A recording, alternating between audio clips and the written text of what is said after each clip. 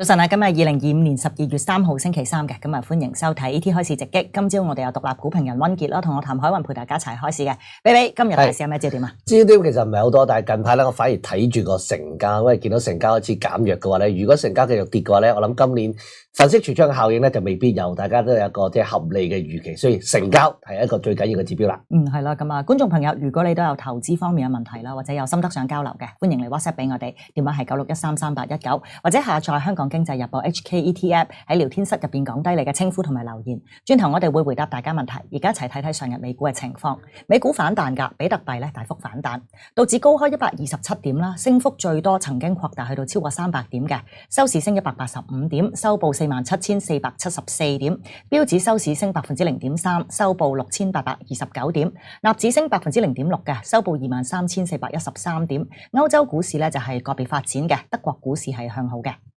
睇睇焦點科技股啦 ，Meta 同埋 Google 以及係 Amazon 啦都係向上噶，其中蘋果啦升超過1%啦，折合大約係286.2美元嘅。Intel 咧再升超過8%啦 ，Nvidia 咧一度升超過3%嘅，收市升幅收窄去到唔夠1%嘅。AMD 咧曾經係升超過2%，不過收市要倒跌2%。加密貨幣反彈啦 ，Strategy 反彈5%。以預託證券形式喺美國買賣嘅科網股 ADR 咧就係個別發展啦，咁京東同埋百度比本港上日收市高啦，另外阿里比本港上日收市低嘅，折合大約係156.7左右嘅，匯控比本港上日收市略高啦，折合大概係112蚊嘅。睇睇外圍嘅情況啦，咁啊日經平均指數咧就係早段就係冇變動嘅，咁啊首爾綜合指數升緊19點啦，悉尼普通股指數升緊29點，咁新西蘭50成分股指數就係升緊3點嘅。好，咁啊睇埋喺新加坡交易嗰個港股黑期而家嗰個最新情況啦，咁啊跌緊大約80點左右，咁啊轉頭會繼續同大家跟進住啦，同我比比傾個外圍嗰個市況先啦。市場對聯儲局下個月減息嘅預期升溫之後咧，其實見到美股由11月下旬嘅低位咧就開始回升啦。咁有關息口嘅幾個消息大家要留意啦，近嘅預計下個星期啦，即係12月減息嗰個機率咧，而家去到已經接近90%噶啦。嗱，而出年嘅情況咧，就除咗睇就業同埋通脹數據之外咧，呢兩個禮拜就大家睇住嗰個聯儲局嗰個新任主席嘅人選啦。美國總統特朗普出席咧呢個內閣會議嘅時候就講到啦，佢計劃咧會喺2026年初咧就宣布下任聯儲局主席嘅人選嘅。咁市場現時預計啦，白宮國家經濟委員會主任哈塞特咧係大熱門嘅預測嚟嘅，咁啊新任聯儲局主席就5月上任啦，咁啊市場預期咧佢就會同特朗普嘅諗法係比較一致。咁而家市場對出年個息口走勢嘅預測咧，其實估緊明年咧就會再減3次，去到2026年底啦，息率就係3至3.25厘啦，去到2027年嘅第一季咧，而家市場目前嘅預期咧係會再減多一口添嘅。嗱，分短線同埋長線去問啦，而家市場對下個星期減息嘅預期都高翻啦，咁啊比特幣有一個即係顯著嘅回升啦，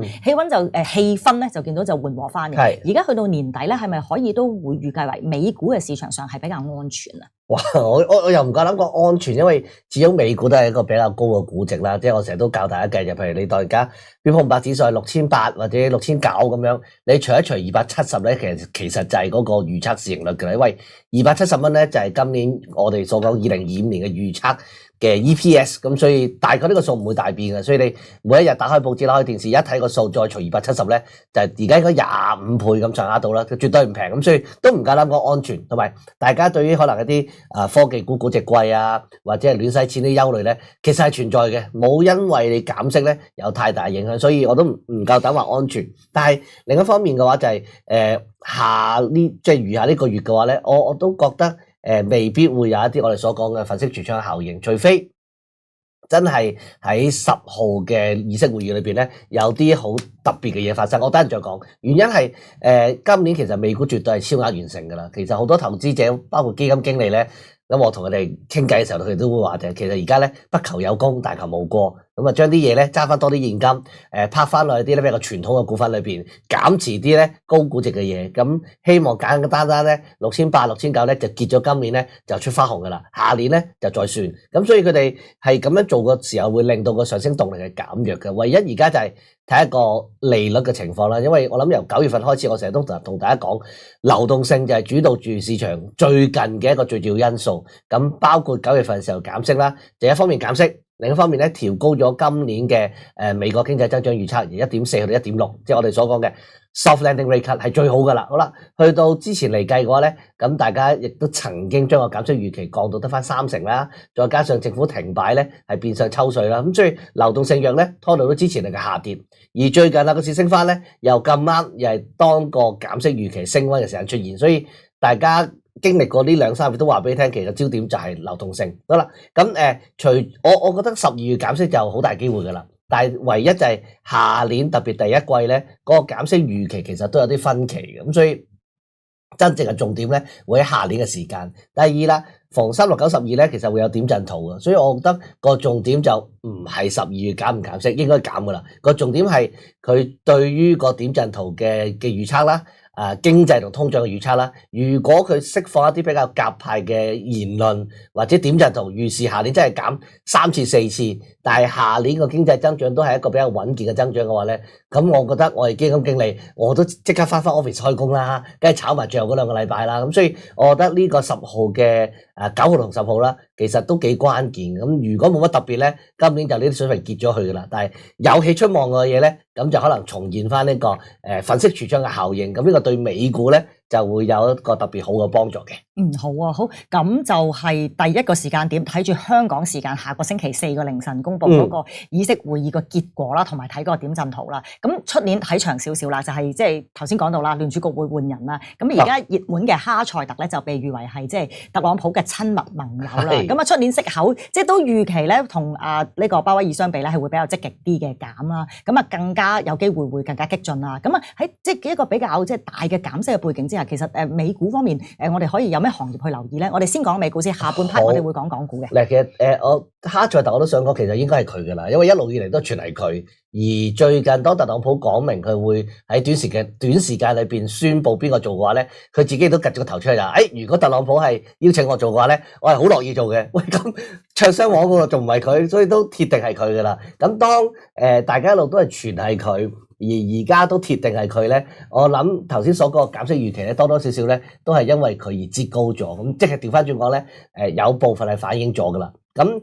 但係我再講多一點就係，我成日都堅持一樣嘢就係減幾多次息咧，唔係最重要，減息嘅原因先係最重要。咁所以喺我立場嚟講就係，如果因為美國經濟衰退，唔單止係哈塞特啦，鮑威爾都要減啦，咁甚至乎要 QE 添。咁如果係咁嘅話，係咪一件好事咧？肯定唔係啦。咁所以最好嘅情況就係個經濟 OK 穩健增長，而個通脹係受控，加一個鴿派嘅主席，甚至乎佢啲盟友啦，即係譬如 Stephen 米蘭等等啦，全部都係特朗普嘅親密朋友。咁佢哋嘅神推鬼恐之下咧，再減多啲息咧，咁起碼減息嘅初段嚟計咧，會對美股係有幫助。但係所以個結論就係理論上係有幫助，但係都要睇下減息嘅原因係再直接啲，就係講個經濟究竟得唔得。咁如果有咩行業受惠嘅話咧，坦白講咧，其實所有都受惠嘅。咁特別可以 highlight 嘅就係可能係講緊科技股啦，因為科技股好多時都係咁你融資成本又增加，而家就鐵索連環咁嘅情況之下，大家擔心呢啲嘢噶嘛。第二啦，即係褪翻步先，大家憂慮科技股嘅兩樣嘢，第一估值貴，第二亂使錢。當估值貴與平咧，其實同當時嘅利率係有關係嘅，因為如果你科技股未來可以賺好多錢，而你將啲未來嘅現金流discount 翻嚟而家嘅 present value 同現值嘅話咧，你個息率越低咧，你換翻嚟嘅現值就會越高嘅。咁所以通常我哋見到利率嘅高低咧，就會同嗰個估值有一個反向。利率越低，估值就會越高；利率越高，呢個估值就越低嘅。咁所以第一樣嘢咧，如果你即係減到3厘、2厘7半，呢個對估值高係一個幫助喺度嘅。第二啦，就係如果你要做融資嘅時間咧，咁息率即係我與其去擺銀行，咁我不如去買你啲債券啦，呢度都會有幫助。所以大市係大部分都受惠嘅。第一咧就會係科技股都會受惠。第二啦就係可能係啲商品咯，因為如果咁樣減法嘅話咧，美金一定會受壓啦。美金受壓啦，對聯儲局即係大家講減咁多次息，係因為因為大家同阿特朗普 friend 啊嘛，咁呢個聯儲局嘅 credibility 仲有冇咧？冇啦，咁所以呢兩個消息啦。第三啦，喺一個減息情況之下，咁大家都冇嘢好做嘅，咁所以可能會唔會就買下股票咧？咁所以我諗資金流向都有幫助。三個嘅因素帶動之下，我諗黃金啦，甚至乎個別嘅商品啦，油就唔包啦，我都覺得係會受惠呢一個嘅減息、弱美金。聯儲局獨立性受損呢啲咁嘅因素嘅。好啊，好，咁我哋傾其中一隻科網股，我哋傾 Tesla。琴日咧就要逆市向下嘅，咁啊電影 The Big Short 嘅原型人物 Michael Burry 啦，啱啱上個月比比上嚟，我哋又係傾過佢嘅，咁佢就話咧，即係會沽空 Tesla 嘅，咁佢咧就話Tesla 咧係不合理地被高估啦。另外啦，未來咧每年增發嘅股份咧會令到股東權益被稀釋咧3.6%，亦都冇回購啦。咁啊而啱啱11月通過嗰個萬億薪酬方案咧，就會繼續稀釋咧呢個股東權益啦。目前睇 Tesla 嘅 forward PE 咧就係去到209倍嘅，咁過去5年嘅平均都係高噶啦，咁但係94倍嘅啫咁樣啦。嗱，上次同你傾嘅時候都係傾 Michael Burry 啦，佢當時咧就係有話沽空 Nvidia 同埋Palantir 嘅，咁上次咧其實佢透露嘅時候咧，因為大家係睇13F 文件噶嘛，咁嗰時係有確切有金額有倉位噶嘛，冇錯。而佢今次嘅披露咧，只係喺佢嗰個即係 newsletter 嗰度上面嘅 comment 就未有金額嘅。先講翻即係佢嘅睇法先啦，你同唔同意佢嘅睇法？即係嚟緊係要即係睇淡 Tesla 咧？我調翻轉講就係佢去做一啲Tesla 嘅短倉咧，我覺得係合理好多嘅。俾佢做呢個 Nvidia 嘅短倉，因為喺我嘅理解裏邊，佢唔中意啲貴嘅嘢。咁如果你比較之下，一個係講緊200倍市盈率，一個講30零倍嘅話咧，即係 Nvidia，其實你冇理由搞鬼 Nvidia 嘅。咁所以喺上次嚟講，我係有啲唔係太了解嘅。你理論上搞咧，即係如果我代入去自己啊，我一定會第一個會搞 PLTR 啦。講緊我就咁睇報價機700倍市盈率個歷史，咁唔搞佢搞咩咧？即係如果你唔 buy 呢一個AI 你覺得係一個泡沫嘅話，梗係沽空估值最貴嘅嘢啦。咁所以 PLTR 一定係嘅。第二啦 Tesla， 如果你納指七雄，即係美股七雄裏邊咧嘅，唯獨是呢一隻咧係講緊超過100倍市盈率嘅啫嘛，其他嗰啲都係20-30倍。咁同埋我會覺得佢唔係好 buy 呢個 Elon Musk 嘅，即係你要明白呢個對 Tesla 嚟講係兩個唔同嘅觀點嚟嘅。如果你係你覺得哇未來會有 AI， 會有自動駕駛，會有呢個嘅係機器人嘅話，你好難用一個好傳統嘅汽車股嘅角度睇 Tesla 嘅。另外啦，Elon Musk 實在太出名啦，變咗係一個即係一個嘅領導層嘅日價喺度嘅。但係我覺得對 Michael Burry 嚟講，佢完全唔會 buy 呢啲嘢。咁你 Elon Musk 所以突然間搞其他嘢可以病嘅啫，佢唔會 willing to 俾呢個日價。咁所以喺佢立場嚟講，去做一啲短倉咧係好正常嘅。咁所以我只能夠講我理解咯。但係始終呢一個日價同埋個未來嘅發展都個時間表就唔確定，但係個路線圖都幾清楚嘅話咧，你係咪可以真係短時間裏邊令到個 Tesla 由100倍 trade 到50倍，令你獲利咧？我有啲疑問。咁所以我都必須講就係 Michael Burry 08年就好出名啦。咁但係要留意兩樣嘢，第一08年之後咧，其實都冇乜中過嘅，呢個係事實。第二啦就係佢由06年開始部署一啲我哋叫次按危機嘅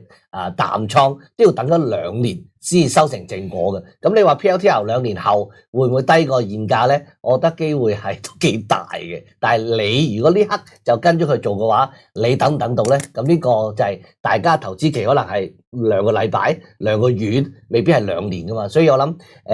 要考慮翻每個人嘅情況做決定。但係佢去target呢個 Tesla 咧，我係完全理解都唔明白嘅。係。